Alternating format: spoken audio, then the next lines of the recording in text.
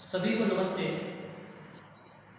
मेरा नाम है मुकेश कुमार परमार और मैं पिछले 13 वर्ष से जो है हिंदी का अध्यापन करवा रहा हूँ। वर्तमान में SC. Bafna international senior secondary school में मैं एज ए हिंदी लेक्चर व्याख्याता के रूप में कार्यरत हूँ और अभी इस वैश्विक महामारी कोरोना को लेकर जो है हम आप प्रिय विद्यार्थी और जो भी शिक्षा प्राप्त करने वाले जितने भी उत्साही जो स्टूडेंट्स हैं वे जो हैं अभी अपने ज्ञानार्जन के लिए काफ़ी जो है मिस्टेक्स हो रही है उनकी। तो अभी इस दौर में ऑनलाइन पढ़ना हमारे लिए बेहतर हो गया है कि हमारा समय जो है जो हम घर पे जो बिता रहे हैं जो बिना काम का है उस समय जो है हम इस समय का सदुपयोग कर पाएँ, तो उसके लिए सबसे बेहतर है कि हम ऑनलाइन पढ़ाई करें। तो देखिए, हम उम्मीद करते हैं कि आप लोग जो है अपने घर पे सुरक्षित रहेंगे और खुद सुरक्षित रहते हुए अपने परिवार के सदस्यों को भी जो है आप सुरक्षित रखें। अर्थात मैं आपसे ये कहूँगा कि सिर्फ और सिर्फ अपने घर पे रहिए। तो लीजिए, आज अपन बात करते हैं हिंदी की। खासतौर से मैं बताना चाहूँगा कि मेरी जो ये क्लास है वो कक्षा 12 के विद्यार्थियों के लिए है, विशेष तौर से क्योंकि उनका एक टॉपिक बनता है भाषा, व्याकरण और लिपि। उसके अंतर्गत आपको ये बताया जाता है कि भाषा क्या है, व्याकरण क्या है और लिपि क्या है। हालांकि मैं इस टॉपिक को नहीं बता रहा हूँ, मैं सिर्फ और सिर्फ आज आपसे इस वीडियो में यही बात करना चाहता हूँ कि हिंदी है क्या और भाषा होती क्या है। इसका एक खाका आपके सामने प्रस्तुत कर रहा हूँ। तो सबसे पहले मैं बात करता हूँ भाषा की, कि हिंदी एक भाषा है और यह संस्कृत के भाष धातु से बना हुआ शब्द। इसका अर्थ जो होता है वो होता है अभिव्यक्त करना या प्रकट करना। कहने का मतलब यहां पर यह है कि आप जो अपने मनो मस्तिष्क में जो विचार उठते हैं उनको किस प्रकार से व्यक्त करते हैं अपने शब्दों के माध्यम से, उसको किस तरह से बांधते हैं उस चीज को। तो यहाँ पर बताना चाहूंगा उसकी अभिव्यक्ति करना, क्योंकि मनुष्य एक सामाजिक प्राणी है और समाज में रहते हुए वह किस तरह से जो है अपने विचारों का आदान प्रदान करता है, क्योंकि हमारे पास संप्रेषण का एक माध्यम यही होता है, वो होता है भाषा। अगर आपको अपनी भाषा का ज्ञान पता है तो आप अपने विचारों को आदान प्रदान करने में बिल्कुल सफल रहेंगे। अब बात करना चाहूंगा अपनी भाषा, ये तो ही भाषा के बाद अब बात करते हैं कि अपनी जो भाषा है वो है हिंदी, जिसकी अपन यहाँ पर बात कर रहे हैं।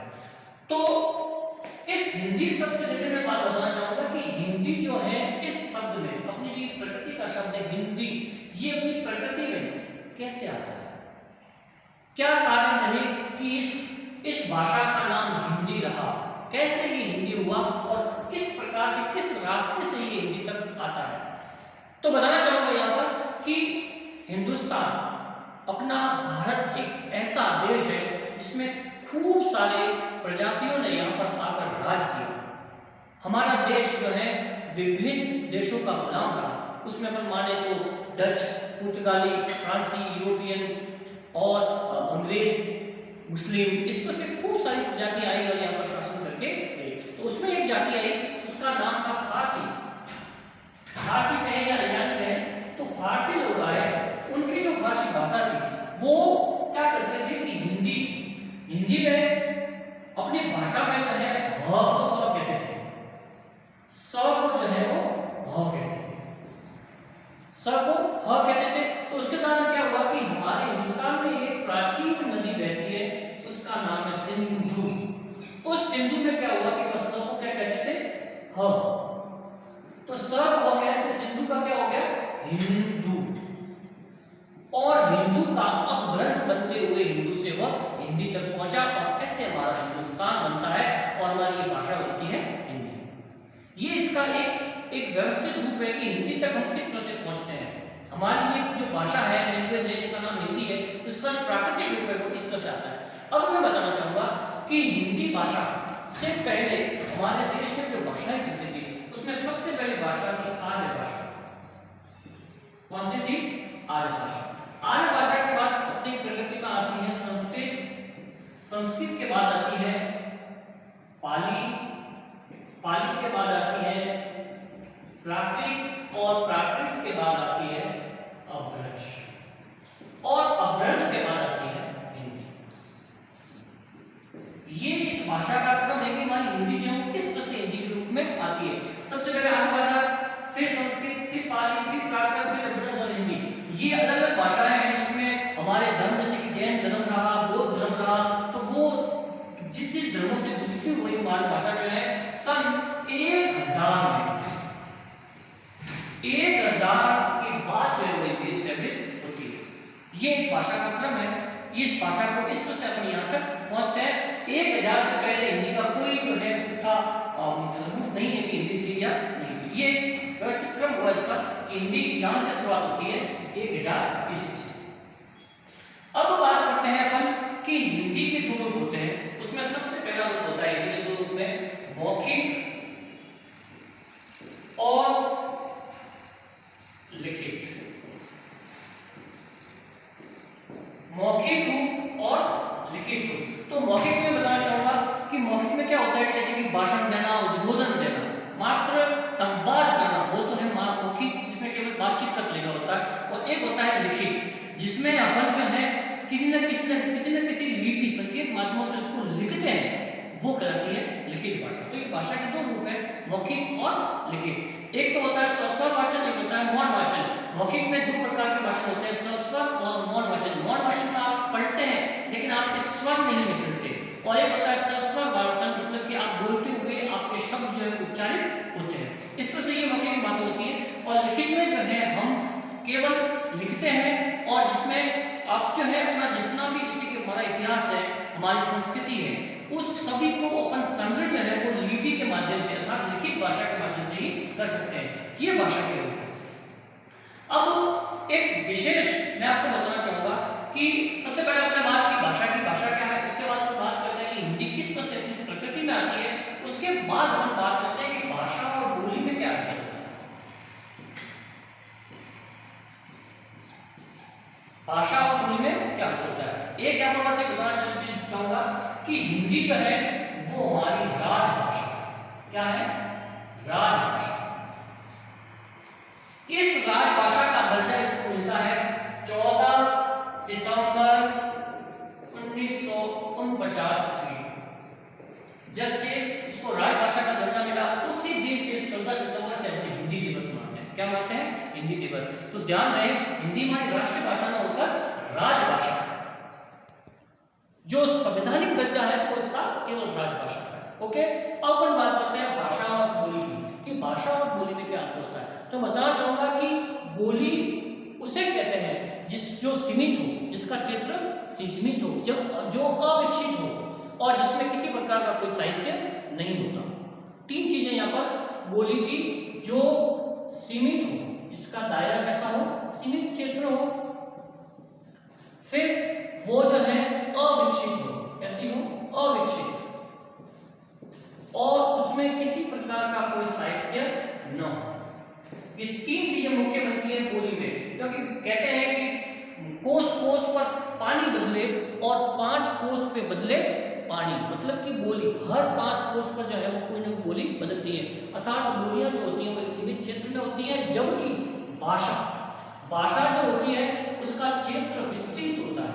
कैसा होता है? क्षेत्र विस्तृत होता है और वह पूर्णतया विकसित होती है। अब यहाँ पर आप कहेंगे कि विकसित कैसे? तो विकसित का माध्यम ये होता है कि उसका व्याकरण होता है, उसका अपना अलग से साहित्य होता है, और वह विशिष्ट क्षेत्रों में अधिक विस्तृत क्षेत्र तक बोली जाती है, उसे अपन कहेंगे भाषा।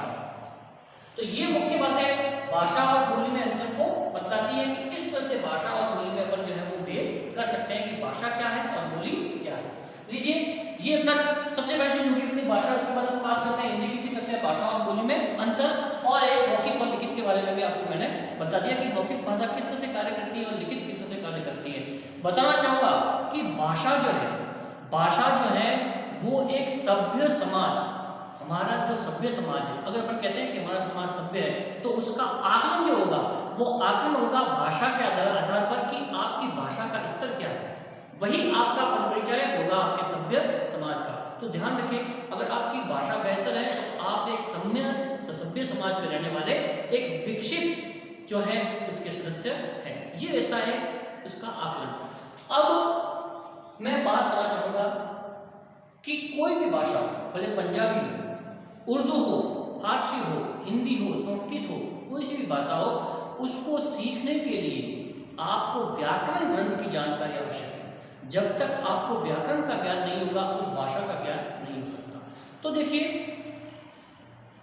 जैसे अपन बात यहाँ पर केवल हिंदी की करते हैं, तो हिंदी व्याकरण ग्रंथ जो है,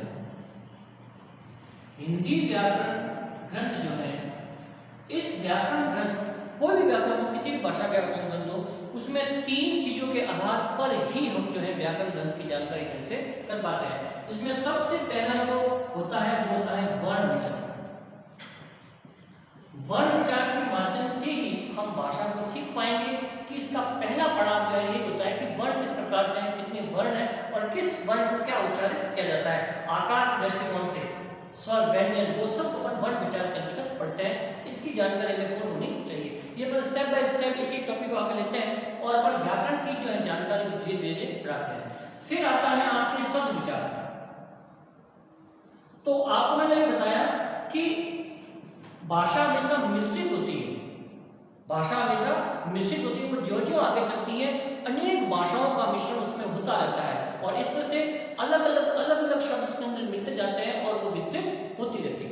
ये भाषा हमेशा स्थायी नहीं रहती है, उसके अंदर कुछ न कुछ धीरे धीरे परिवर्तन होता ही रहता है। तो वो पर बात करते हैं शब्दों की, तो शब्दों में जैसे कि तत्सम, तद्भव, देशज, विदेशज, किस प्रकार से भाषा के अलग प्रकार के शब्द आते हैं और एक भाषा को फलीभूत करते हैं, तो वो पर बात करते हैं शब्द विचार के अंतर्गत। और फिर तीसरा टॉपिक आता है, वो होता है वाक्य विचार, कि वाक्यों को किस तरह से जो है इसके प्रकार होते हैं, किस तरह से उनका प्रयोग होता है और किस दृष्टिकोण से उसको देखा जाता है। तो इस तरह से मैंने आपको ये बताया कि भाषा, हिंदी, उसके बाद मौखिक लिखित, भाषा और बोली में अंतर और फिर व्याकरण ग्रंथ, और इस तरह से जो है वो हिंदी अपने प्रकृति रूप में आती है। आगे अपन चल के इसके तत्पश्चात इसके बाद का जो वीडियो होगा वो मेरा स्टार्ट होगा वर्ण विचार से, कि वर्ण विचार क्या है और वर्ण विचार एक भाषा का ज्ञान करने के लिए अपन किस तरह से यहाँ पर बात करते हैं। इस तरह से अपन आगे जाकर इस व्याकरण ग्रंथ की जानकारी बेहतर से बेहतर करने के प्रयास करेंगे। धन्यवाद। उम्मीद करता हूँ आप लोगों को मेरा ये वीडियो पसंद आया होगा, आपको अच्छा लगा होगा। अगर इससे संबंधित आपको कोई प्रश्न अगर मन में आपके कोई उठता है तो आप जो है मेरे नंबर 9828881033 मुकेश सर, इस पर आप सवाल कर सकते हैं। मैं आपको जो है जहां तक अच्छा होगा वहां तक आपको उत्तर देने का प्रयास करूंगा। ये है मेरे नंबर के sir 9828881033। Thanks a lot. Thank you.